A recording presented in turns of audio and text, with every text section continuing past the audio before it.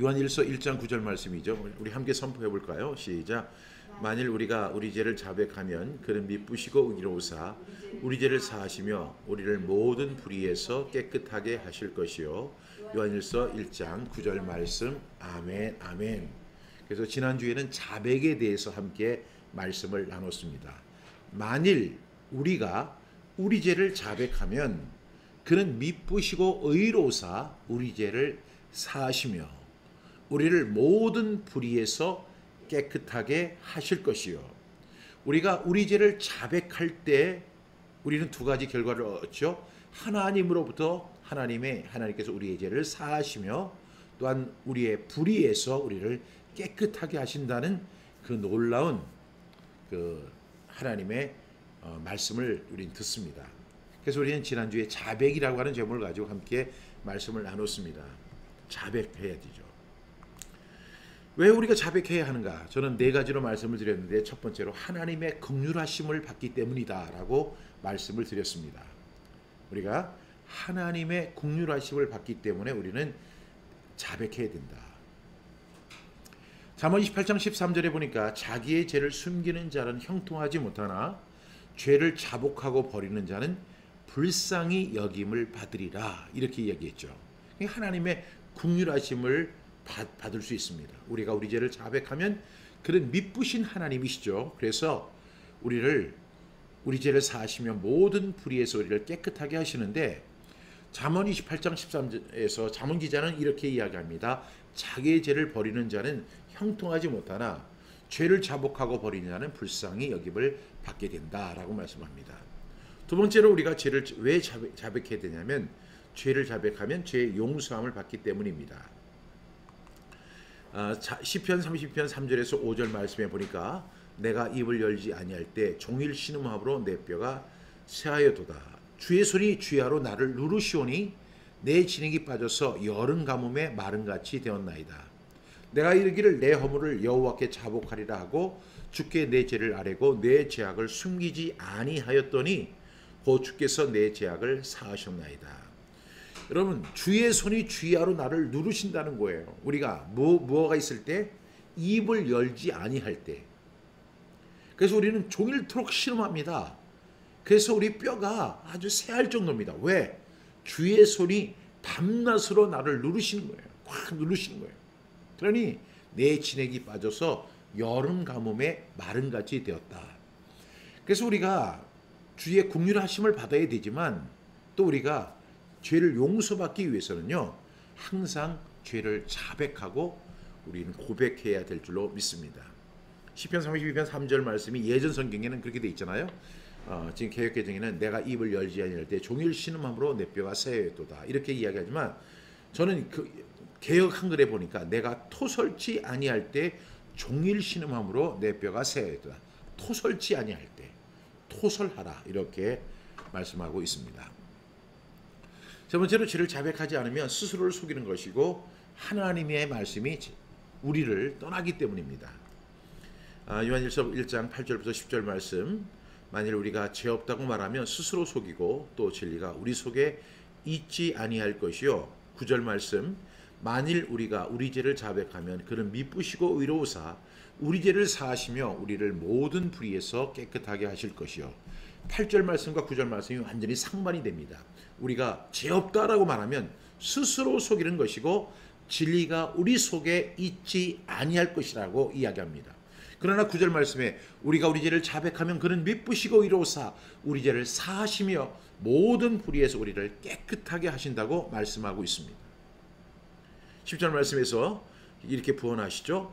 만일 우리가 범죄하지 아니하였다 하면 하나님을 거짓말하는 이로 만드는 것이니 또한 그의 말씀이 우리 속에 있지 아니하니라. 우리가 죄를 고백하지 않고 죄를 자백하지 않으면 우리가 하나님의 말씀을 아무리 많이 암송하고 하나님 말씀을 아무리 많이 통독해도 그 말씀이 우리 속에 남아있지를 못합니다. 왜? 죄가 우리의 몸을 주관하고 있기 때문이죠. 따라서 우리는 정말로 그 말씀이 우리를 인도하는 삶을 받기 위해서는 어떻게 해야 돼요? 우리가 우리의 죄를 자백하고 자복할 때 놀라운 결과를 얻을 수 있을 줄로 믿습니다. 네 번째로 하나님 앞에 마음을 토할 때 하나님이 피난처 되신다고 말씀하고 있죠. 시편 62편 8절 말씀 시작. 백성들아 시시로 그를 의지하고 그의 앞에 마음을 토하라. 하나님은 우리의 피난처시로다. 시편 62편 8절 말씀. 아멘 아멘. 우리가 하나님을 의지하고 하나님 앞에 마음을 토할 때 하나님은 우리의 적이 되시는 것이 아니라 하나님은 우리의 피난처가 되신다는 사실을 꼭 기억하는 저와 여러분 될 수 있기를 바랍니다. 이렇게 저는 우리가 함께 말씀을 나누는데 오늘 말씀은요. 우리가 회개할 때 그러면 우리가 죄를 회개하고 자백할 때 버려야 할 것은 무엇인지 우리 함께 말씀을 나누도록 하겠습니다. 에스겔 18장 30절부터 31절 말씀입니다. 우리 함께 선포할까요? 시작. 주 여호와의 말씀이니라. 이스라엘 족속아 내가 너희 각 사람이 행한 대로 심판할지라. 너희는 돌이켜 회개하고 모든 죄에서 떠날지어다. 그리한즉 그것이 너희에게 죄악의 걸림돌이 되지 아니하리라. 너희는 너희가 범한 모든 죄악을 버리고 마음과 영을 새롭게 할지어다. 이스라엘 족속아 너희가 어찌하여 죽고자 하느냐. 에스겔 18장 30절부터 31절 말씀. 아멘 아멘. 오늘은 에스겔 18장 30절부터 31절의 말씀인데요. 이 말씀을 우리가 5번 정도 우리가 함께 선포를 하고 이 말씀을 좀 암송하는 시간을 좀 가졌으면 좋겠습니다. 우리는 시간상 우리가 5번밖에 이렇게 같이 선포하지 못하지만 꼭 오늘 남은 시간에 여러분들이 이 말씀을 선포하시면서 꼭 암송할 수 있기를 간절히 바랍니다. 시작. 에스겔 18장 30절부터 31절 말씀. 주 여호와의 말씀이니라. 이스라엘 족속아 내가 너희 각 사람이 행한 대로 심판할지라. 너희는 돌이켜 회개하고 모든 죄에서 떠날지어다. 그리한즉 그것이 너희에게 죄악의 걸림돌이 되지 아니하리라. 너희는 너희가 범한 모든 죄악을 버리고 마음과 영을 새롭게 할지어다. 이스라엘 족속아 너희가 어찌하여 죽고자 하느냐. 에스겔 18장 30절부터 31절 말씀. 아멘 아멘. 에스겔 18장 30절부터 31절 말씀. 주 여호와의 말씀이니라. 이스라엘 족속아 내가 너희 각 사람이 행한 대로 심판할지라. 너희는 돌이켜 회개하고 모든 죄에서 떠날지어다. 그리한즉 그것이 너희에게 죄악의 걸림돌이 되지 아니하리라. 너희는 너희가 범한 모든 죄악을 버리고 마음과 영을 새롭게 할지어다. 이스라엘 족속아 너희가 어찌하여 죽고자 하느냐. 에스겔 18장 30절부터 31절 말씀. 아멘 아멘. 에스겔 18장 30절부터 31절 말씀. 주 여호와의 말씀이니라. 이스라엘 족속아 내가 너희 각 사람이 행한 대로 심판할지라. 너희는 돌이켜 회개하고 모든 죄에서 떠날지어다. 그리한즉 그것이 너희에게 죄악의 걸림돌이 되지 아니하리라. 너희는 너희가 범한 모든 죄악을 버리고 마음과 영을 새롭게 할지어다. 이스라엘 족속아 너희가 어찌하여 죽고자 하느냐. 에스겔 18장 30절부터 31절 말씀. 아멘 아멘. 에스겔 18장 30절부터 31절 말씀. 주 여호와의 말씀이니라. 이스라엘 족속아 내가 너희 각 사람이 행한 대로 심판할지라. 너희는 돌이켜 회개하고 모든 죄에서 떠날지어다. 그리한즉 그것이 너희에게 죄악의 걸림돌이 되지 아니하리라. 너희는 너희가 범한 모든 죄악을 버리고 마음과 영을 새롭게 할지어다. 이스라엘 족속아 너희가 어찌하여 죽고자 하느냐. 에스겔 18장 30절부터 31절 말씀. 아멘 아멘. 우리 이 시간에 한번 눈을 감고 한번 해볼까요? 오늘 170쪽이죠. 네.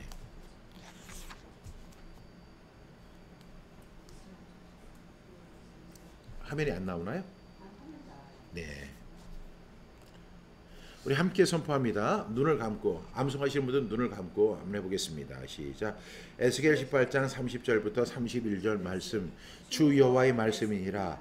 이스라엘 족속아 내가 너희 각 사람이 행한 대로 심판할지라. 너희는 돌이켜 회개하고 모든 죄에서 떠날지어다. 그리한즉 그것이 너희에게 죄악의 걸림돌이 되지 아니하리라. 너희는 너희가 범한 모든 죄악을 버리고 마음과 영을 새롭게 할지어다. 이스라엘 족속아 너희가 어찌하여 죽고자 하느냐. 에스겔 18장 30절부터 31절 말씀. 아멘 아멘. 여러분 우리가 이 지금 에스겔 18장 30절부터 31절 말씀에 보니까 이 에스겔 선지자는 이제 그 바벨론 포로 이후의 선지자죠.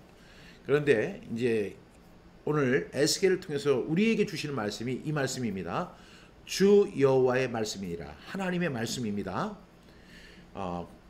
이스라엘 족속아 이렇게 이야기하죠. 여러분 지금 이스라엘 족속아 이스라엘 백성들에게 하시는 말씀인 동시에 오늘 예수 그리스도를 나의 구주와 주님으로 삼은 사람은 믿음으로 아브라함의 후손이 된 사람들입니다. 그래서 우리는 영적인 이스라엘 족속이 되는 거죠. 그러니까 이 말씀은 구약의 이스라엘 백성들에게만 적용되는 것이 아니라 오늘을 사는 저와 여러분에게도 동일하게 적용되는 말씀입니다. 오늘 하나님께서 이렇게 말씀하시죠. 내가 너희 각 사람이 행한 대로 심판할지라 이렇게 말씀합니다. 너희 각 사람이 행한 대로 심판할지라 이렇게 말씀해요. 하나님이 이전에 이 에스겔 18장을 보게 되면 여러분들이 너무나 잘 아는 말씀이 나와요.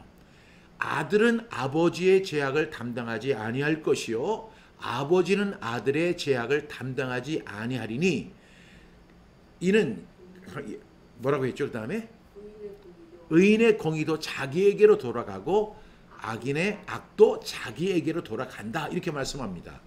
그러니까 이 죄라고 하는 것이 어떤 사람의 죄냐면 이런 죄예요. 지금 이스라엘 족속아 이렇게 얘기하니까 이스라엘 공동체가 짓고 있는 죄에 대한 그 죄라기보다는 아들은 아버지의 죄악을 담당하지 아니할 것이요 아버지는 아들의 죄악을 담당하지 아니하리니 이것이 에스겔 18장에 나오는 말씀이잖아요. 그 말씀은 각 사람의 죄를 말하는 거예요.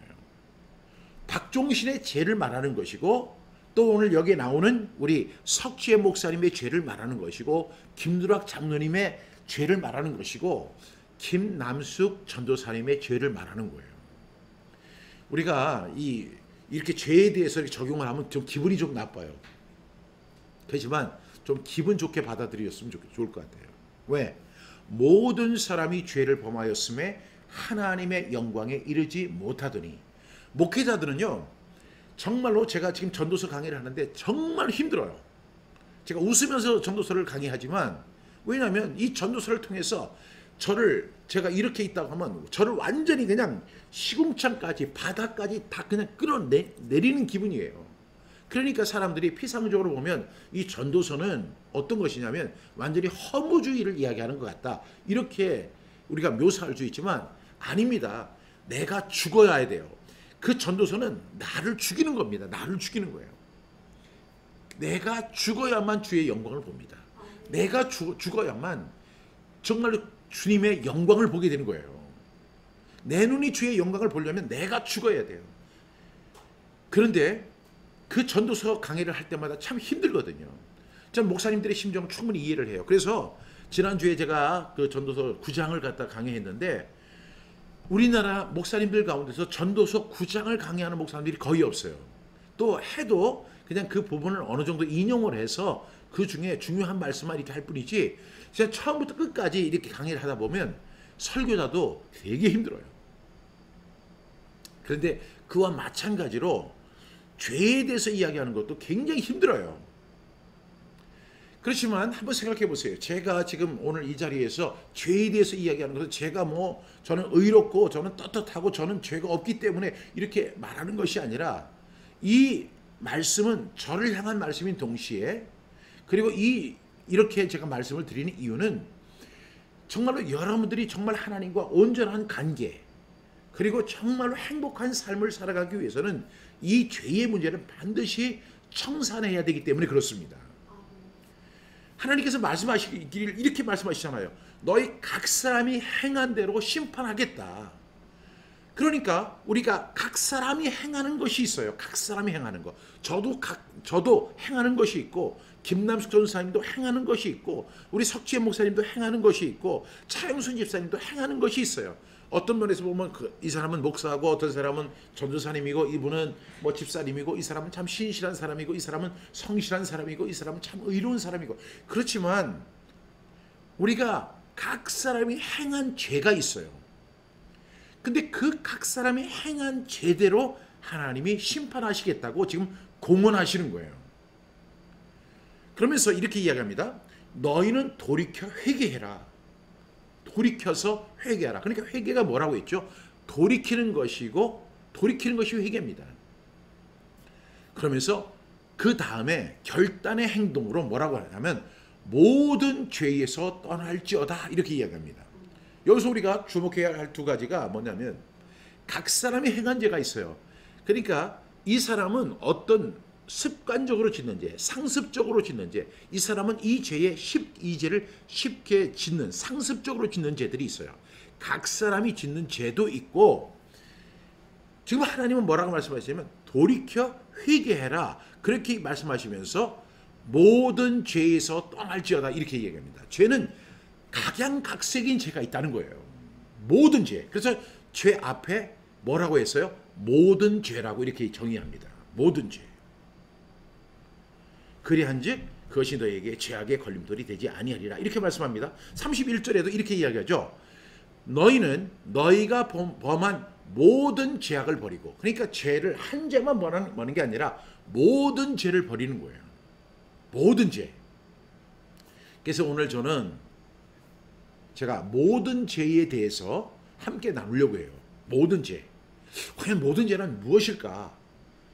여러분 죄에 대한 인식이 있어야 돼요. 그리고 죄를 알아야만 그 죄를 우리가 예를 들어서 상습적으로 짓던 죄도 우리가 그 횟수가 줄어들게 되고 그 죄를 멀리 할 수 있는 능력을 알게 됩니다.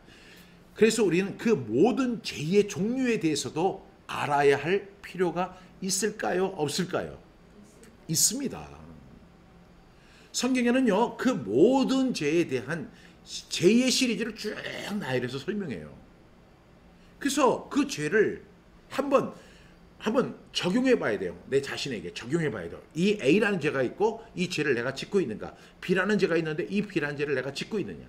C라는 죄가 있는데 이 C라는 죄를 내가 짓고 있느냐? D라는 죄가 있는데 이 D라는 죄를 내가 짓고 있느냐? 왜냐하면 모든 죄악이라고 했을 때는 죄악에는 각양각색의 죄가 있다는 거죠. 이것을 어떻게 하라고 했어요? 버려라. 버리는 것이 뭐예요? 결단입니다. 결단. 나는 이 죄를 버리겠습니다.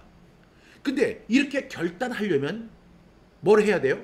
그 전에 죄의 종류를 알아야 돼요.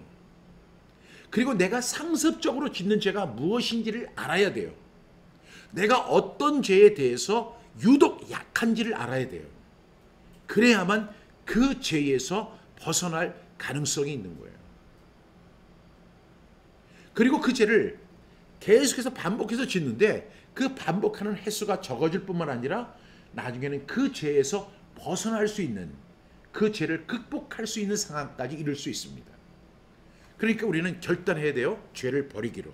근데 그 죄를 버리기로 결단하기 전에 죄의 종류를 알아야 돼요. 내가 또 상습적으로 짓는 죄가 무엇인가를 알아야 되고 내가 약한 죄가 무엇인가를 우리가 알아야 됩니다. 여러분, 제가 이 죄에 대해서 우리 함께 좀 나누려고 하는데요. 이 죄를 가장 시리즈로 잘 정리해 놓은 데가 어디냐면 바로 디모데후서 3장 1절부터 5절 말씀이에요. 여기에 보면 18가지 죄악이 나옵니다. 18가지 죄악인데 여러분 한번 이것을 한번 살펴볼 수 있기를 바랍니다. 우리 같이 한번 선포할까요? 시작.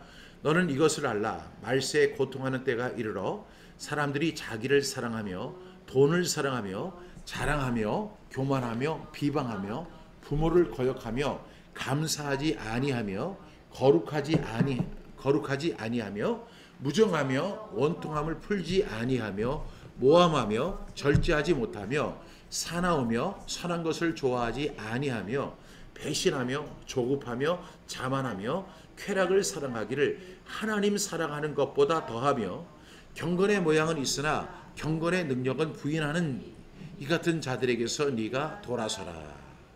여러분, 디모데후서 3장 1절부터 5절은 우리에게 몇 가지 죄악을 이야기하냐면 무려 18가지 죄악이 있음을 우리에게 이야기해요. 물론 이렇게 오늘 잠언 디모데후서 3장 1절부터 5절에 있는 죄만 있는 것이 아니에요.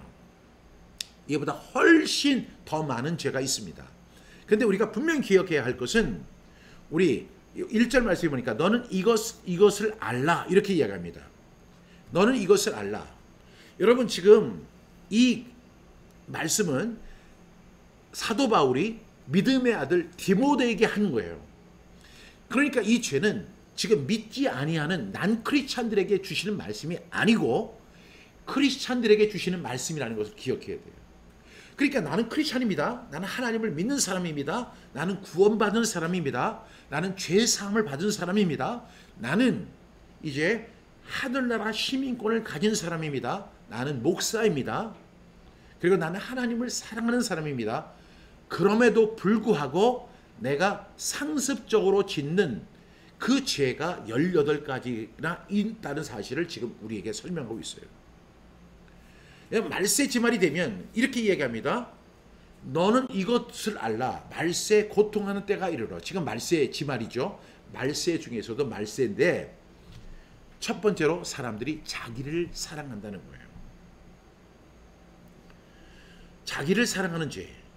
그 다음에 돈을 사랑하며 자랑하며 교만하며 비방하며 부모를 거역하며 감사하지 아니하며 거룩하지 아니하며 무정하며 원통함을 풀지 아니하며 모함하며 절제하지 못하며 싸나우며 선한 것을 좋아하지 아니하며 배신하며 조급하며 자만하며 쾌락을 사랑하기를 하나님 사랑하는 것보다 더하다. 요까지가 18개예요. 결론은 뭐예요? 결론은 뭐예요? 제가 처음에 그랬죠. 이것은 크리스찬들이 짓는 죄라고. 그랬더니 아니 어떤 사람이 1절 말씀을 다시 이렇게 저한테 리마인딩을 하는 거예요. 아니 말세 고통하는 때가 이르러 사람들이라고 했으니까 이것은 그냥 난 크리스찬들을 포함한 모든 사람을 이야기하는 거 아니에요? 아니에요. 왜냐면요. 5절 말씀을 보세요. 경건의 모양은 있으나 경건의 능력을 부인하는 자니 부인하니 여러분 뭐예요? 자칭 그리스도인이라는 사람들이에요. 그리고 하나님을 믿는다는 사람들이에요. 그런데 그런 경건의 모양은 갖고 있지만 경건의 능력을 부인하는 사람들이 짓는, 다시 말하면 크리스찬이라고 하는 사람들이 짓는 이 18가지 죄악을 이야기하는 거예요. 우리 이양진 사모님께서 이렇게 말씀해 주셨어요. 성경 암송이 해답이다. 목사님 저서에서 감동을 받고 계속 제 심려를 체크합니다. 여러분 여기서 디모데후서 3장 1절부터 5절 말씀을 보게 되면 여러분 여기서 18가지 죄악이 나온다고요. 그래서 우리 이제 이양진 사모님이 이 책 성경 암송의 해답이다. 이 책을 통해서 정말로 많은 은혜를 받으셨다 이렇게 이야기합니다. 또 우리 차영순 집사님도 이 책을 읽고 큰 감동을 받으셨다고 그래요. 근데 제가요 이 성경 암송의 해답이다 이 책이 제가 지금까지 쓴 책이 47권인가 돼요. 하도 많아서 제가 43권인가? 47권인가? 45권인가? 어떤 분이 저한테 물어봐요. 목사님 몇 권 쓰셨어요? 이렇게 이야기를 해요. 그래가지고 제가 어느 때는 제가 37권인가요? 뭐 이렇게 하도 많이 쓰니까 제가 헷갈려요. 근데 제가 정확하게 이렇게 카운트를 해보니까 지금까지 쓴 책이 47권이에요. 많이 썼죠? 근데 제가 쓴 47권의 책 중에서 만약에 어떤 분이 저에게 목사님 목사님이 쓰신 책 중에서 제일 좋아하는 책 한 권의 책을 뽑으라면 목사님 어떤 책을 뽑겠습니까? 이렇게 저에게 묻는다고 하면 저는요 당연히 이 책이에요. 저는 이 책을 가장 추천할 거예요.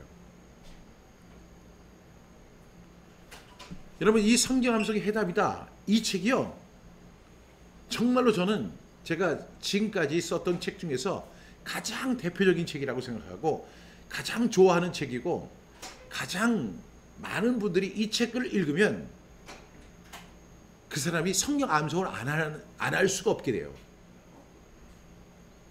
근데요 한편으로는요 제가 쓴 책 가운데 가장 많이 안 팔린 책이 어떤 책인 줄 아세요? 제 책은 그래도 다 2세는 했어요. 2세 최소 2세는 했는데 1세에서 끝난 유일한 책이 바로 성경 암송의 해답이에요. 이 책은 1세밖에 찍지 못했어요. 제가 여태까지 쓴 책 중에서 가장 사랑하는 책, 가장 애착이 가는 책, 그리고 막 가장 많은 사람들이 읽어줬으면 하는 책이 바로 이 책이에요. 이 책은 2014년에 제가 쓴 책인데요. 야, 지금도 창고에 가면 이 책이 그득그득해요. 그래도 이 책은 정말 안 팔립니다. 왜? 제목이 나쁘잖아요. 성경 암송이 해답이다. 정말로 제목이 너무 나쁜 것 같아요. 이 책 정말 그 좋은 책이에요. 근데 제가 이 성경 암송이 해답이다에서 제가 이 18가지 제약을 이야기합니다. 첫 번째가 뭐예요? 자기를 사랑하는 죄. 자기를 사랑하는 죄가 제일 무서운 죄입니다. 여러분, 여기서 우리는 먼저 점검을 해봐야 돼요. 그리스도인들이 짓는 죄가 있는데, 여기에서 자기를 사랑하는 죄. 아니, 사도 바울이 그 18가지 죄가 있는데 그 중에서는 아주 무서운 죄도 있고 좀 가볍게 느껴지는 죄도 있고, 그런데 왜 1번으로 자기를 사랑하는 죄를 1번으로 넣었을까요? 그 이유가 있어요. 여러분, 우리가 버려야 할 18가지 제약이 있는데, 그 중에서 그 자기를 사랑하는 죄, 돈을 사랑하는 죄, 자랑하는 죄, 교만한 죄, 비방하는 죄, 부모를 거역하는 죄, 감사하지 아니하는 죄, 거룩하지 아니하는 죄, 무정한 죄, 원통함을 풀지 않는 죄, 모함하는 죄, 절제하지 않는 죄, 싸나운 죄, 선한 것을 좋아하지 않는 죄, 배신하는 죄, 조급한 죄, 잠하는 죄, 쾌락을 하나님보다 더 사랑하는 자. 예. 영안이 열려야만 돼요. 예, 맞아요. 이 책을 추천한 분들이 누구냐면요. 이영숙 박사도 했고, 그 다음에 강주민 목사님도 했고, 그 다음에 이제 박한나 작가도 했고, 참 좋은 목사님들이 많이 했던 것 같아요. 예. 그런데 이 18가지 죄악 중에서 제일 자기를 사랑하는 죄를 가장 먼저 이렇게 놨어요. 그 이유가 뭔지 아세요, 여러분? 돈을 사랑하는 죄. 여러분, 하나님과 재물을 겸하여 섬기지 못합니다. 하나님을 섬길 것인가, 재물을 섬길 것인가? 그러면 이 돈을 사랑하는 죄가 엄청나게 큰 죄잖아요. 그런데 돈을 사랑하는 죄보다 자기를 사랑하는 죄를 갖다가 더 먼저 놨다고요. 여러분, 유대인들의 특징은 뭐냐면 항상 이 두 가지를 여러분 기억하셔야 돼요. 성경을 읽든지 고대, 중동, 그러니까 중동 문화에 대해서 이해를 하고자 할 때 꼭 기억해야 할 것은 먼저 나오는 것이 제일 우선이에요. 그 다음에 반복되는 것이 굉장히 중요한 거예요. 그러니까 지금 이렇게 순서대로 쭉 나열을 했지만, 여기서 가장 무서운 죄는 자기를 사랑하는 죄가 가장 무서운 죄다, 이렇게 이야기할 수 있습니다. 여러분, 이것이 이 18가지 죄악의 특징이 또 뭐냐면, 이 죄들은 은밀한 죄예요. 여러분, 자기를 사랑하는데 은밀하게 자기를 사랑합니다. 돈을 사랑하는데 은밀하게 사랑해요. 자랑을 해도요, 나 똑똑한 사람이야, 나 무슨 대학 나왔어, 이렇게 자랑하지 않아요. 은밀하게 자랑해요. 여러분, 특히 교만할 때 어떻게 해요? 은밀하게 교만해요. 저 이 세상에서 제일 무서운 사람들이 어떤 사람들이냐면, 겉으로는 겸손하고 속으로는 교만한 사람이에요. 그러니까 사람들은 볼 때 저 사람은 겸손한 사람이야. 와, 고개도 막 90도로 막 숙이고 예 그렇습니다. 그런데 속에는 교만이 있는 거예요. 이거 은밀한 죄잖아요. 비방하는 죄. 여러분, 초등학생들은 그냥 대놓고 비방하지만, 여러분 정말로 이렇게 고단수의 사람들은요, 비방을 해도 은유적으로 비방하잖아요. 부모를 거역하는 죄. 은밀한 죄예요. 사람들이 잘 알지 못해요. 감사하지 아니하는 죄. 이것도 은밀한 죄예요. 거룩하지 아니한 죄. 내가 거룩한지 안 거룩한지 잘 모르잖아요. 은밀해요. 무정한 죄. 이 성경은 무정한 것도 죄라고 하는데, 이 무정한 것도 죄예요. 이것도 은밀한 죄예요. 원통함을 풀지 않는 죄. 은밀한 죄예요. 여러분, 이 원통함, 제가 이렇게 축사를 할 때 귀신 들린 사람들 속에 귀신을 갖다 축사를 하잖아요. 그럼 그 귀신이 그 사람에게서 나갈 때 뭐라고 하냐면, 원통하다는 얘기를 되게 많이 해요. 귀신들이 가장 많이 하는 말이 뭐냐면 원통하다는 말을 그렇게 많이 한다고요. 근데 그 귀신이 그 몸에서 나가는 것이 그렇게 원통한 것이 아니잖아요. 이게 자기 몸이 아니에요. 성령의 전인데 그 성령의 전을 지가 도둑질해서 들어왔던 그 귀신들이 나가는 것은 당연한 것인데 그 귀신들이 나가면서 하는 말이 제일 뭐라고 많이 말하냐면 원통해 원통해 막 하면서 막 울부짖고 막 소리를 지르고 막 격렬을 일으키고 발작을 하고 막 이러잖아요. 보셨죠 여러분? 제가 귀신을 했다 축사하는 자리에서 꼭 일어나는 현장이에요. 그러면 우리가 영안이 열려서 한번 잘 보셔야 돼요. 영안이 열려서 보면 귀신이 어떠한 점을 갖다 타고 들어오냐면 그 사람 속에 들어있는 원통함이 있어요. 원통함. 그 원통함을 타고 들어오는 거예요. 그리고 그 원통함을 이용합니다. 성경은요. 이거 은밀한 죄라고 그래요. 그리고 이 원통함을 풀어야 돼요. 그래야지만 마귀가 역사하지 않고 귀신이 들어오지를 못해요. 근데 우리가 계속 원통함을 갖고 있어요. 여러분 사람들은 그 원통함을 풀지 않으려고 그래요. 내가 원통하다. 내가 억울한 일을 당했다. 그 원통함을 갖고 있어요. 그 원통함이 있으면 안 돼요.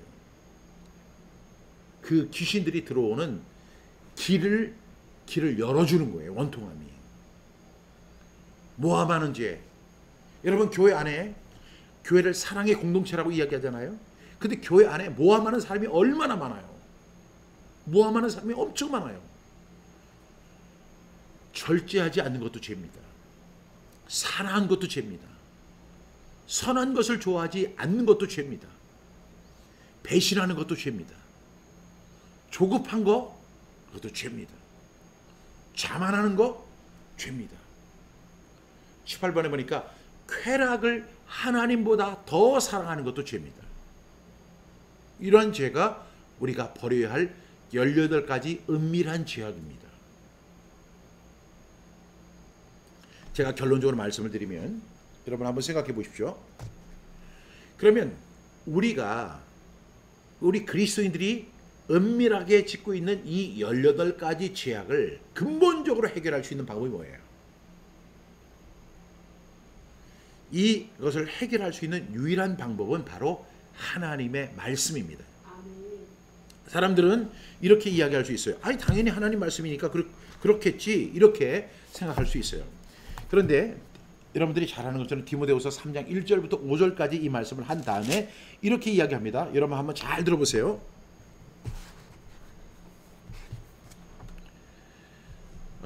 5절까지 경건의 모양은 있으나 경건의 능력을 부인하니 이 같은 자들에게서 네가 돌아서라 이렇게 이야기합니다. 그 다음에 6절 보니까 그들 중에 남의 집에 가만히 들어가 어리석은 여자를 유인하는 자들이 있으니 그 여자는 죄를 중히 지고 여러 가지 욕심에 끌린 바 되어 7절 항상 배우나 끝내 진리의 지식에 도달할 수 없느니라 이렇게 이야기합니다. 항상 배우지만 항상 하나님의 말씀을 배우지만 끝내 진리의 지식에 이를 수 없다라고 이야기합니다. 하나님의 말씀을 계속 들어요. 암송도 해요. 통독도 해요. 열심히 기도도 해요. 신앙생활 열심히 해요. 주일 성수해서 설교도 열심히 들어요. 그러나 분명한 사실은 항상 배우나 끝내 진리의 지식에 도달할 수 없어요. 왜 그럴까요? 여러분 이 18가지 죄악, 은밀한 죄악을 갖고 있는 사람은 어떤 사람들이냐면 항상 배워요. 나는 경건의 모습을 갖고 있는 크리스천이에요. 그러나 이 사람은 끝내 배우나 끝내 진리의 지식에 도달할 수 없는 사람이에요. 성경이 작다고 하면 작은 것이고요. 넓다고 하면 넓은 것이고 없다고 하면 없는 것이고 많다고 하면 성경은 정말 많은 것입니다. 여러분 이 성경의 표현이 굉장히 정직해요. 제가 중동의 문화를 볼 때 항상 우선순위에서 1순위에 있는 것이 가장 중요한 거라고 했죠. 그 다음에 중요한 것은 반복되는 말이 특성이 있어요. 이 중동 문화가 그래요. 그래서 예수님도 항상 중요한 말씀을 하실 때 내가 진실로 진실로 너희에게 이르노니 그렇게 꼭 말해요. 아멘 아멘 이렇게 말씀하셔요. 그런데 이렇게 은밀한 18가지 죄악을 갖고 있는 사람들, 이 문제에 대해서 결단하지 않는 사람들, 이 죄를 버리기로 결단하지 않는 사람들은 항상 배우나 끝내 진리의 지식에 도달할 수 없어요. 이 18가지 죄악을 우리가 끝까지 갖고 가는 거예요. 이 사람들이. 저도 그렇고 여러분도 그럴 수가 있습니다. 그러면서 8절 말씀에 보니까 이런 말씀이 나와요. 디모데후서 3장 8절이죠.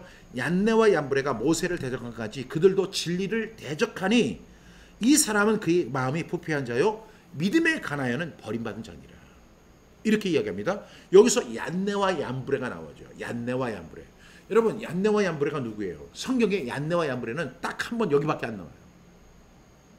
근데 이 얀네와 얀브레가 누구냐면 모세를 대적했던 그 애굽의 술사들을 의미하는 거예요. 그 애굽의 술사가 얀네와 얀브레인데 지금 모세가 지팡이를 던져서 뱀이 되게 하니까 이 사람들도 자기 지팡이를 던져서 뱀이 되게 한 술사들이에요. 여러분, 우리가 현상학적으로 보면 모세나 그 얀네나 얀브레가 똑같은 것 같아요. 근데 문제가 있어요. 이 모세는 하나님의 능력으로 지금 지팡이를 가지고 오늘 우리 형사님이 하나님의 능력으로 지금 지팡이를 뱀이 되게 했지만 이 얀네와 얀브레는 거짓 술법으로 뱀이 되게 한 거예요. 그래서 얀네와 얀브레가 모세를 대적한 것 같이라고 이야기하는 거예요. 그 행위는 얀네와 얀브레가 모세를 대적한 것이다라고 그와 같이 어떤 사람들 18가지 제약을 버리지 아니하는 사람들, 그것을 버리기로 결단하지 아니하는 사람들은 어떤 사람들이냐? 그들도 진리를 대적하니 이 사람이 진리를 대적하는 거예요. 왜? 여러분, 이 사람은 경건한 크리스천 같아요. 경건의 모양은 있어요. 그러니까 사람들이 저 사람은 경건한 크리스천이야 이렇게 이야기하지만 그 사람 속에는요 뭐가 들어요? 그 마음이 부패한 거예요. 왜? 그 18가지 죄악에 대해서 버릴 그 은밀하니까 사람들은 몰라요. 절대로 사람들은 몰라요. 내가 은밀한 죄를 짓고 있어도 사람들은 전혀 몰라요. 하나님만 아세요. 그러니까 사람들이 잘 눈치채지 못하고 사람들이 모르니까 나는 그 죄를 은밀하게 즐기는 거예요. 근데 그렇게 됐을 때 그런 사람에게는 어떤 결과가 주어지냐? 항상 배우나 끝내 진리의 지식에 도달할 수 없는 거예요. 그 다음에 얀네와 얀브레가 모세를 대적한 거지 저들도 진리를 대적하는 사람이에요. 이 18가지 제약을 행하지 않는 사람들은요 어떤 사람들이냐? 진리에 대적하는 사람들이에요. 우리가 함께 나눴던 말씀, 이 말씀 한번 다시 한번 보세요.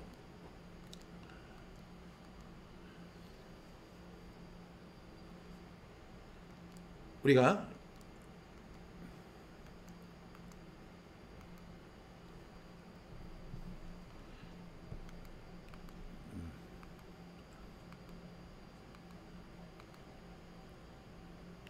이거 다음에 설명하겠습니다. 그러면서 얀네와 얀브레가 모세를 대적한 것 같이 그들도 진리를 대적하니 이 사람이 누구냐? 경건의 모양은 있으나 경건의 능력을 부인하는 사람, 항상 배우나 끝내 진리에 도달할 수 없는 그 사람들, 그 다음에 얀네와 얀브레 같이 모세를 대적한 것 같이 진리를 대적하는 사람들. 여러분, 이런 사람들이 지금 우리 한국교회 가득한 거예요. 여러분, 내 자신이 그런 사람이 될 수 있어요. 박 목사가 그런 사람이 될 수 있기 때문에 박 목사는 이 18가지 제약에 대해서 항상 리스트를 만들어 놓고, 이게 제 리스트잖아요. 은밀한 죄. 사람들은 몰라요. 제가 이러한 죄를 짓고 있어도 사람들은 우리 박 목사님은 참 신실해, 우리 박 목사님 참 정직해, 박 목사님 참 의로워, 뭐 이렇게 얼마든지 얘기할 수 있다니까요. 그러나 하나님은 아시죠. 하나님은 알고 계세요. 근데 이 문제를 해결하지 않으면 어떻게 되느냐? 이 사람은 항상 배우나 끝내 진리의 지식에 도달할 수 없는 사람이에요. 얼마나 불행한 사람이에요. 항상 배우는데 끝내 진리에 도달할 수 없는 그 사람. 되고 싶으세요?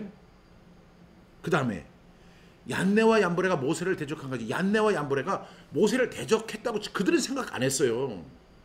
바로 왕이 니들도 와서 한번 모세 한 것처럼 해봐. 그래서 자기들을 지팡이 던져가지고 뱀이 되게 했을 뿐이에요. 근데 그게 뭔지 아세요? 결국은 그 사람들이 모세를 대적한 것인데 결국 그것은 진리를 대적하는 것과 같다는 거예요. 그러면서 그 사람은 부패한 사람이라는 거예요. 여러분, 은밀한 죄가 이 속에서 지금 작동을 하고 있는데 당연히 부패할 수밖에 없는 거죠. 그리고 믿음에 관하여는 버림을 받은 자니라. 9절 말씀에 이렇게 이야기합니다. 그러나 그들이 더 나가지 못할 것은 저 두 사람이 된 것과 같이 그들의 어리석음을 드러낼 것이다. 이렇게 이야기하는 거예요.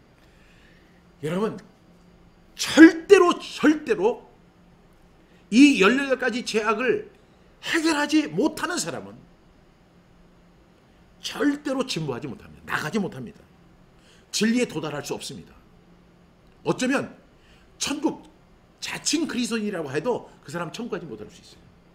왜? 하나님은 은밀하게 심판하신다고 분명히 말씀했잖아요. 선악간에 분명히 심판하시겠다고 하나님 말씀하셨어요.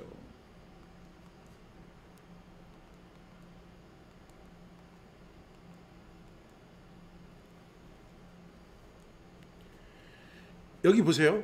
요한일서 8장 10절에 보니까 만일 우리가 범죄하지 아니하였다 하면 하나님을 거짓말하는 이로 만드는 것이니 그랬죠. 또한 그의 말씀이 우리 속에 있지 아니하리라. 하나님의 말씀이 있을 공간이 없어요.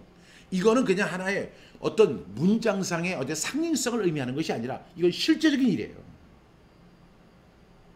실제적으로 일어나는 일이에요. 그러니까 오늘 이 말씀같이 얀네와 얀브레가 모세를 대적한 같이 그도 진리를 대적하니 그 사람들이 그 마음이 부패한 자의 믿음에 관하여는 버림받은 자예요. 믿음에 관하여는 버림받은 거예요. 버림받은 사람이에요. 지금 제가 이런 이야기를 어떻게 감히 쉽게 할 수 있겠어요. 그런데 지금 사도 바울이 디모데에게 그래.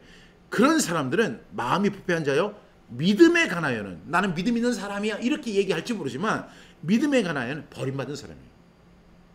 버림받은 사람. 진리에 끝내 도달할 수 없는 사람이에요. 진리의 지식에 끝내 도달할 수 없는 사람이에요.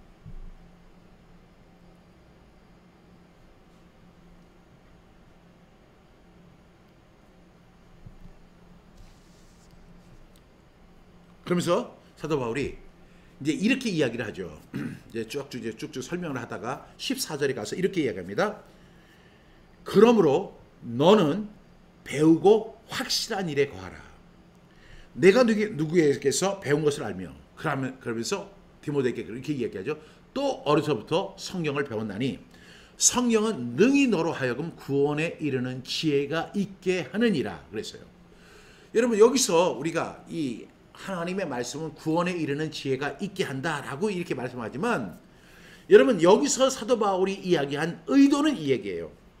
지금 이 18가지 은밀한 죄를 짓고 있는 사람들, 믿음에서 버림받은 이 사람들, 끝내 진리에 도달할 수 없는 이 사람들, 경건의 모양은 있으나 경건의 능력을 부인하는 이 사람들, 이 사람들은요, 이 사람들에게도 구제 방법이 있다는 거예요.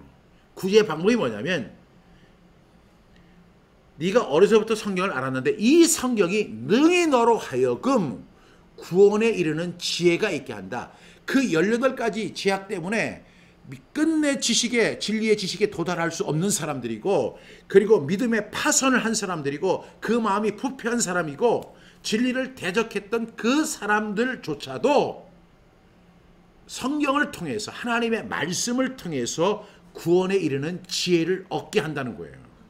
그러면서 이야기하기를 모든 성경은 하나님의 감동으로 된 것으로 교훈과 책망과 바르게 함과 의로 교육하기에 유익하니 이는 하나님의 사람으로 온전하게 하며 모든 선한 일을 행할 능력을 갖추게 하려 함이라 이렇게 이야기하는 거예요. 그래서 우리는 여기서 시급하게 따져야 할 것이 뭐냐면 제가 지난 시간에 우리가 자백에 대해서 이야기했잖아요. 그것을 갖다가 많은 사람들이 시시껄렁하게 듣는 거예요. 우리가 우리 죄를 자백하면 저는 미쁘시고 의로우사 우리 죄를 사하시며 우리를 모든 불의에서 우리를 깨끗하게 하신다. 그냥 그 말씀을 그냥 문장상으로만 이해를 해요. 아니에요. 이건 내가 해야 할 일이에요. 내가 결단해야 해요. 그래서 오늘의 제목이 결단입니다. 그럼 무엇을 결단할 것인가? 우리가 어떤 죄를 짓고 있는지를 우리가 알아야 돼요. 첫 번째, 자기를 사랑하는 죄. 여러분, 제가 앞서 말했는데 가장 중요한 죄가 이 자기를 사랑하는 죄예요.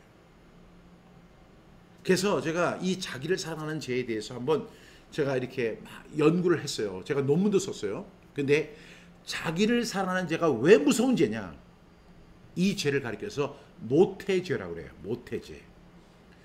자기를 사랑하는 이 모태죄를 짓기 시작하면서부터 그에 따라서 돈을 사랑하게 되고 자랑하게 되고 교만하게 되고 비방하게 되고 부모를 거역하게 되고 감사하지 않게 되고 거룩하지 않게 되고 무정하게 되고 원통함을 풀지 않게 되고 모함하게 되고 절제하지 않게 되고 사납게 되고 사는 것을 좋아하지 않게 되고 배신하게 되고 조급하게 되고 자만하게 되고 자기를 위해서 쾌락을 하나님보다 더 사랑하게 되는 결과를 얻게 된다는 거예요.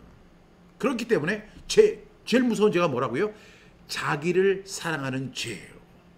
자기를 사랑하는 죄. 이 자기를 사랑하는 죄에서 벗어나야 되는 거예요. 이 죄를 우리가 버려야 해요. 결단해야 돼요. 우리는 갈라디아서 2장 20절 말씀을 다 그렇게 사랑합니다. 내가 그리스도와 함께 십자가에 못 박혔나니 그런 적 이제는 내가 산 것이 아니 오직 내 안에 그리스도께서 사신 것이라. 내가 이제 사는 것은 내가 사는 것이 아니라 나를 사랑하사 자기 자신을 버리신 하나님을 믿는 믿음 안에서 사는 것이라. 이렇게 말씀했잖아요. 제가 실제로 저는 이 말씀에 대해서도 저는 일찍 암송을 했고 이 말씀의 능력도 알고 있었지만 제가 이 말씀을 한번 제가 적용해 본 적이 있어요. 근데 보세요. 어떤 결과가 있었냐면 제가 2014년인가 5년에 2014년으로 기억합니다. 2014년에 제가 울산에 있는 아주 대형 교회에서 이 성경 암송 세미나를 했거든요. 근데 거기 있는 한 장로님이 성경을 엄청 많이 암송하는 분이 계시다고 했죠. 근데 그분이 성경 암송을 하면서 굉장히 교만한 거예요. 성경 암송을 하는데 교만한 거예요. 여러분, 우리가 성경 암송을 하면 겸손해질까요? 성경 암송 많이 하면 겸손해질까요? 저는 그렇게 생각하지 않아요. 오히려 교만한 사람은 성경 암송을 하게 되면 교만의 날개를 입어요. 교만한 사람이 성경 암송을 했다고 하면 정말로 그 말씀을 암기하고 암송하고 신비에 새기고 그것을 갖다가 결단하고 순종하는 그렇게 되는 것이 아니라 내가 성경 암송 많이 했어. 교만한 거예요. 그 장로님이 성경 암송을 많이 하니까 성경에 대한 지식도 많으니까 자기보다 성경 지식이 얕다고 생각하는 사람들한테서 막 이렇게 단정을 하고 정죄를 하는 거예요. 그 부교육자들이 있는데 부교육자들하고 이렇게 하면 아이 목사님 성경 암송하셨습니까? 몇 절 하십니까? 맨날 이런 얘기하니까 누가 좋아하겠어요? 그 장로님을 막 교만이 솔솔 풍기는 거죠. 아무도 그 사람을 그 장로님을 좋아하지 않아요. 근데 이 장로님은 아주 교만하기가 이를 데가 없는 장로님이에요. 근데 그 장로님이 성경 암송은 또 엄청 좋아해요. 그러니까 그 장로님의 소개로 제가 그 교회에 가서 성경 암송 그 집회를 하게 된 거죠. 근데 그 장로님이 주최를 한 집회이기 때문에 사람들이 반응이 시큰둥한 거예요. 근데 제가 거기서 그때 이제 그 장로님하고 이런 얘기를 했어요. 제가 너무 화가 났어요. 그 장로님한테 그 장로님이 그 다음날 저한테 이제 목사님 잘 올라가셨습니까? 하고 이제 막 경상도 말로 막 이렇게 얘기하는데 제가 그 장로님하고 근데 그 장로님은 이렇게 전화를 갖다 한번 하면 1시간이에요. 근데 그 한 번 1시간인데 1시간 동안 내내 자기 얘기만 해요. 그러다가 제가 이제 마지막에 이래요. 장로님, 지금까지 장로님 말씀 많이 하셨으니까 제 얘기 좀 꼭 한번 들어보세요. 장로님, 제가 갔는데 기분이 별로 안 좋습니다. 장로님이 그렇게 하는 거에 대해서 성경 암송하는 거, 얼마나 위대한 일입니까? 그런데 사람들이 안 좋아해요. 장로님 때문에 그래요. 장로님, 오늘부터 성경 암송 하지 마세요. 그리고 장로님, 오늘부터 갈라디아서 2장 20절 요 말씀만 1년 내에 암송하세요. 제가 이렇게 얘기를 했어요. 근데 제가 그렇게 어떤 좀 약간 화가 나서 그렇게 얘기를 한 것이지 정말로 저는 갈라디아서 2장 20절이 그렇게 능력 있다고는 생각 안 했어요. 그런데 어떤 결과가 주어졌냐면 이 장로님이 진짜 경상도 사나이인데 그 말씀을 갖다 계속 암송한 거예요. 갈라디아서 2장 20절을. 한 번 하고 두 번 하고 세 번 하고 수십 번 하고 수천 번 암송을 해야 돼요. 수만 번 했대요. 근데 어느 순간에 자기가 살았다는 걸 깨달았대요. 내가 그리스도와 함께 십자가에 못 박혔나니 예수님 십자가에 못 박혀 죽으셨잖아요. 근데 나도 그리스도와 함께 십자가에 못 박혀 죽은 존재라는 사실이 아니라 내가 살아있더라는 거예요. 얼마나 울었는지 모른대요. 그리고 그때부터 이 사람 심령 속에 변화가 일어나기 시작한 거예요. 중요한 사실은 이것입니다. 우리가 아는 것과 그 말씀을 온전히 체험하는 것은 달라요. 안다고 하는 것은 꼭 마귀도 마찬가지예요. 오늘 이 말씀에 보니까 항상 배우니까 아는 것 같죠. 여러분 제발 겸손하셔야 돼요. 하나님의 말씀을 암송하는 사람은 더 겸손해야 되고 더 정말로 자기를 낮춰야 돼요. 겉으로만 하지 마시고 경건하게만 하지 말고 정말로 경건의 능력으로 하셔야 돼요. 경건의 모양만 갖고 되는 게 아니라 이 사람 정말로 어떻게 경건의 능력을 회복하셔야 돼요. 9절 말씀에 그러나 그들이 더 나가지 못할 것은 더 나가지 못해요. 그냥 거기에 머물러 있어요. 부패하는 거예요. 그리고 믿음에서 파손한 사람들이에요. 이 사람들 천국 보장 못해요. 제일 무서운 죄가 뭐라고요? 자기를 사랑하는 죄예요. 다 대입을 해보세요. 자기를 사랑하니까 돈을 사랑하는 거예요. 자기를 사랑하니까 자랑하는 거예요. 자기를 사랑하니까 교만한 거예요. 자기를 사랑하니까 남을 비방하는 거예요. 자기를 사랑하니까 부모마저 거역하는 거예요. 자기를 사랑하니까 감사하지 않는 거예요. 자기를 사랑하니까 거룩하지 않은 거예요. 자기를 사랑하니까 그 사람은 무정한 거예요. 자기를 사랑하니까 자기가 당한 원통함을 끝내 풀지 않는 거예요. 자기를 사랑하니까 남들을 모함하는 거예요. 자기를 사랑하니까 절제하지 않는 거예요. 자기를 사랑하니까 싸나운 거예요. 자기를 사랑하니까 선한 것을 좋아하지 않게 되는 거예요. 자기를 사랑하니까 배신하는 거예요. 자기를 사랑하니까 조급해지는 거예요. 자기를 사랑하니까 자만해지는 것이고 자기를 사랑하니까 하나님보다 더 사랑하는 거예요. 자기를. 쾌락을 더 사랑하는 거죠. 자기의 쾌락을. 대입이 돼요? 안 돼요? 되잖아요. 그러니까 우리가 제일 먼저 해결해야 할 죄가 있다면 어떤 죄죠? 자기를 사랑하는 죄. 자기를 사랑하는 죄에서 우리가 벗어나야 돼요. 여러분 우리가 갈라디아서 2장 20절 내가 그리스도와 함께 십자가에 못 박혔다. 이 사실을 우리가 날마다 고백해야 된다니까. 날마다. 갈라디아서 5장 24절에 보니까 그리스도 예수의 사람은 그 정욕과 탐심을 십자가에 못 박은 사람들이에요. 자기를 사랑하는 것에서 벗어나야 돼요. 그래서 이 자기를 사랑하는 죄가 어떤 죄냐면 모태죄예요. 모태죄. 모든 것을 낳게 하는 모든 죄를 양산하는 죄가 된다는 거예요. 그래서 제가 이 책에서 이 책 성경 암송의 해답이다. 제가 제일 사랑하는 책에서 이 18가지 죄악에 대해서 제가 정말로 신랄하게 이야기했어요.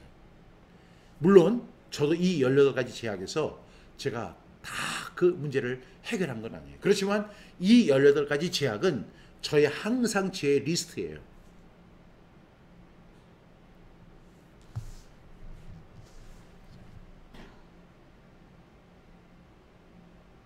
예수님이 말씀하셨죠. 자기를 부인하라.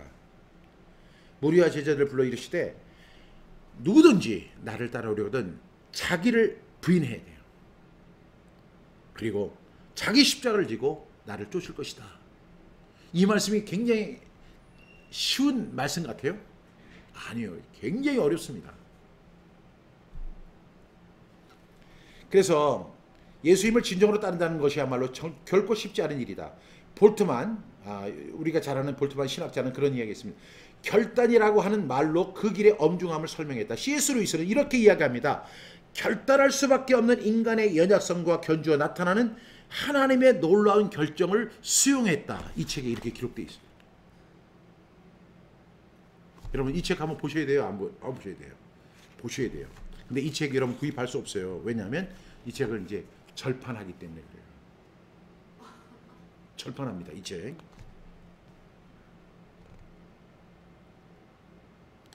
사도 바울은 고린도 전서 15장 31절을 통해서 이렇게 이야기합니다. 형제들아, 내가 그리스도 예수 우리 주 안에서 가진 바 너희에 대한 나의 자랑을 두고 단언하노니. 그러면서 뭐라고 얘기했어요? 따라해 보세요. 나는 날마다 죽노라. 나는 날마다 죽노라. 나는 날마다 죽노라. 죽으셔야 돼요.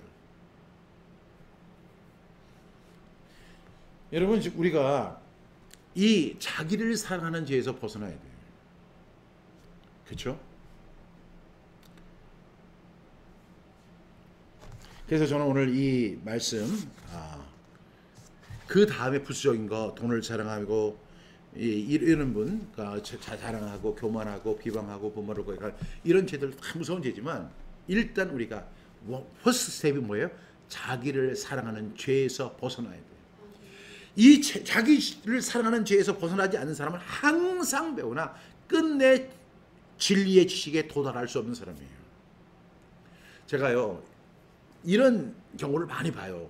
여러분들도 보셨죠? 하나님을 잘 믿는 사람이에요. 말씀을 사랑하는 사람이에요. 새벽기도 한 번도 안 빠지는 사람이에요. 주일 성수 정말 잘하는 사람이에요. 그리고 정말로 그냥 어떻게 흐트러짐이 없는 사람. 근데 그런 사람을 볼 때 좀 숨이 막히죠. 저 사람은 굉장히 경건한 사람 같다. 근데 그 사람과 제가 교제를 해봐요. 교제를 해보니까 이 사람에게서 가장 먼저 나타나는 죄가 있는데, 그 죄가 뭐냐면 자기를 사랑하는 죄에서 벗어나지 못한 사람이에요. 그런 경우가 굉장히 많아요. 그렇기 때문에 그 은밀한 죄들을 계속해서 짓고 있어요. 그러면서도 자기는 사람들이 인정하는, 집사님은 굉장히 말씀을 사랑하세요. 집사님은 참 믿음이 좋으세요. 집사님의 신앙이 좋으세요. 여러분, 그 속에요, 그 18가지 죄악들이 막 범벅이 돼가지고 그냥 막 꿈틀꿈틀 뱀처럼 뱀들이 막 이렇게 꼬여있는 것처럼 저는 막 거기서 꿈틀꿈틀하면서 거기서 온갖 악들이 다 나오는 거예요. 근데 겉으로는 굉장히 경건한 척해요. 근데 그 사람에게 뭘 봐야 되느냐? 경건의 능력이 있는가 하는 거예요. 얀네와 얀브레가 모세를 대적한 같이 그들도 진리를 대적하니, 이 사람은 그 마음이 부패한 자요, 믿음에 관하여는 버림받은 자다. 여러분, 겉도 중요하고 남들에게 보여주는 것도 중요하지만 내 속에 있는 18가지 죄악을 버리기로 결단하셔야 돼요. 그거 꿈틀꿈틀 그 죄악이 이렇게 뱀들이 막 엉켜 있는 것처럼 우리의 심령, 그래가지고요, 겉으로는 얼마든지 경건해 보이고 얼마든지 깨끗해 보이고 의로워 보이는 거지만 하나님은요, 선악간에 그 사람의 은밀한 죄를 심판하시는 분이에요. 저도 마찬가지죠. 그래서 우리 어떻게 해야 돼요? 이 18가지 죄악을 꼭 버릴 수 있기를 간절히 바랍니다. 그래서 제가 이 18가지 죄악을 제가 이 책에서 이렇게 했는데, 이 책을 이제 곧 절판을 할 생각이에요. 여러분, 이 책이 참 좋은 책인데요. 제가 그래서 여러분에게 이런 부탁을 드리고 싶어요. 이게 신간 성경 암송의 해답이다를 응모를 해주시는데요. 여기에 보니까 성경 암송의 해답이다. 이 책 제목이 성경 암송의 해답이다. 이렇게 돼 있잖아요. 그래서 이번에는 이 책을 새롭게 다시 재출간을 하는데, 이 책 제목에서 성경 암송을 빼려고 그래요. 그러니까 여러분들이 좀 제목을 응모해 주세요. 저는 이명애 집사님 같은 분은 충분히 할 수 있다고 생각해요. 그래서 저 그런 분들의 좀 지혜를 얻고 싶어요. 그래가지고 꼭 응모를 해주세요. 이 책의 제목을 새롭게 응모해 주세요. 그리고 이 책을 여러분 보시면 아주 숨이 막히도록 그냥 글씨가 너무 빽빽해요. 그래서 많은 사람들이 읽다가 눈이 빠질 것 같아요. 막 이렇게 얘기를 해요. 그래가지고 널널하게 해요. 근데 이 페이지가 엄청 책이 두꺼워요. 이 400페이지짜리 책이에요. 여러분들, 그리고 이 신간이 잘 출간될 수 있도록, 그래서 우리 이 18가지 죄악을 반드시 해결할 수 있는, 그리고 제가 이걸 갖다가 18가지 죄악을 리스트를 갖다가 다 만들어 놓고 그 죄악 버리기, 그리고 제일 큰 죄가 뭐라고 했죠? 자기를 사랑하는 죄에서 벗어나는 방법들을 제가 구체적으로 이 책을 통해서 실행하려고 해요. 여러분, 이 책이 잘 나올 수 있도록 제가 오늘 우리가 결단해야 되잖아요. 결단. 뭐에 대한 결단이 있어야 돼요? 모든 죄들을, 오늘 말씀에 보니까 이렇게 말씀되어 있죠. 주 여호와의 말씀이라 이스라엘 족속아, 내가 너희 각 사람이 행한 대로 심판할지라. 너희는 돌이켜 회개하고 무슨 죄에서? 모든 죄에서 떠날지어다. 지금 이스라엘 족속들에게 하시는 거예요. 그러면 이걸 현대적으로 이야기하면 크리스찬들이여, 그리스도인들이여, 너희 각 사람이 행한 대로 심판할지라. 그리스도인들이여, 너희는 돌이켜 회개하고 모든 죄에서 떠날지어다. 여러 가지 제약이 있어요. 이 죄에서 떠나갈 수 있도록 여러분, 제가 이 책을 통해서 또 우리 여기 함께 하시는 분들 말고 또 많은 분들에게 증거하기 위해서 이 책을 새롭게 출간하려고 해요. 그러니까 여러분, 좀 제목을 좀 응모해 주실 수 있기를 바라요. 예. 그래가지고 이것이 최종 결정된 분에게는 10권의 이 신간을 드리도록 하겠습니다. 그리고 이 책이 잘 출간될 수 있도록 기도해 주셔야 되고, 여러분 이거 정말로 영적 싸움이에요. 이거 정말로 영적 싸움이에요. 한번 생각해 보세요.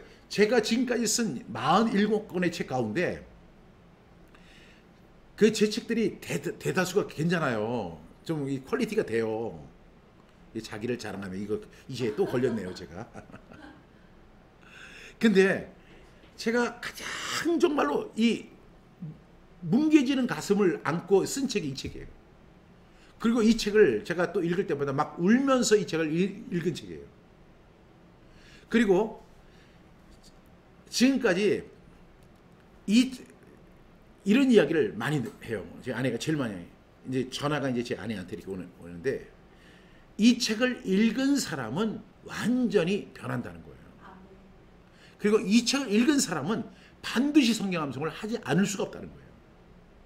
그래서 저는 이 책을 더 많은 사람들에게 할 수 있도록 제가 이렇게 지금 작업을 시작합니다. 여러분 기도해 주시고, 우리가 이 18가지 제약에서 우리가 온전히 벗어날 수 있도록 우리 함께 좀 기도해 주실 수 있기를 바랍니다. 그리고 우리가 먼저 항상 배우나 끝내 진리의 지식에 도달할 수 없는 그런 사람 되지 않기를 바랍니다.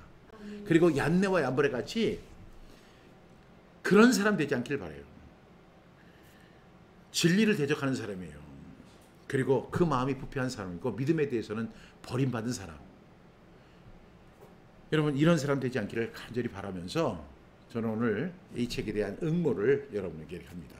여러분 우리 김담수 전사님 지금 제목을 주셨다는데, 네. 여러분들도 한번 더 좀 이렇게 생각을 많이 해보시고 다른 책들도 한번 참조해 보세요. 왜냐하면 그 생각을 또 너무 많이 하면 너무 딱딱한 책 제목이 나오더라고요. 그렇죠?